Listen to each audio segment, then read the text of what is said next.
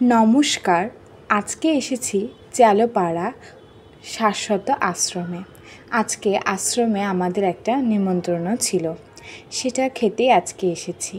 প্রথমেই পড়ে গেল পাতে পোলাও, বেগুনি এবং কচুর শাক। কচুর শাকের মধ্যে ছোলা বুট দেওয়া ছিল। এই কচুর শাকটার টেস্ট অনেক ভালো হয়েছিল। এরপরে দিয়েছে বুটের ডাল এবং আলু পটলের রসা। এখানকার রান্না প্রত্যেকটাই অত্যন্ত সুস্বাদু হয়। এছাড়া যে কোনো প্রসাদই আমাদের কাছে অমৃত। আলু পটলের রসার পর শেষ পাতে দিয়েছিল আমড়ার চাটনি আর পায়েস। খাওয়া দাওয়া শেষ করে আমি হাত ধুয়ে নিয়েছি, আর আপনাদেরকে এই উত্তর বাংলার শাশ্বত আশ্রমের ফুল ভিউটা আপনাদেরকে একবার দেখিয়ে দিই। ভেতরের প্রত্যেকটা জায়গা অত্যন্ত পরিষ্কার পরিচ্ছন্ন এবং নীরব। এখানে একটা অনেক পুরনো কুয়াও রয়েছে। এটা হলো ভেতরের মন্দির। এখানে ঠাকুরের ছবি রয়েছে, তবে দুপুরবেলার কারণে ঠাকুরকে ভোগ দেওয়ার পর বিশ্রামের সময় দেওয়া হয়েছে, এই জন্য মন্দিরের দরজা বন্ধ।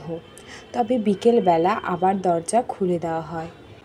এখন আশ্রমের চারপাশের সুন্দর পরিবেশটা আপনাদেরকে দেখাই। মন্দিরের মূল প্রবেশদ্বারটা এইরকম। এখানে আরও একটি মন্দির রয়েছে। এখানে হলো সমাধি রয়েছে যিনি এই আশ্রমটিকে প্রতিষ্ঠা করেছিলেন।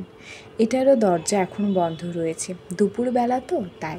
এর চারপাশে রয়েছে অনেক জায়গা এবং জমি।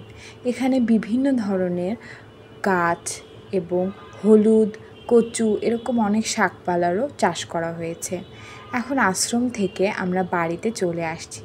আসার পথে দেখলাম রেল লাইন। এই আশ্রমটা একদম রেল লাইনের কাছেই, তাই এর ওপর দিয়ে ট্রেনও যাচ্ছে। সেটাকে উপভোগ করতে করতে আমরা বাড়ি চলে এসেছি।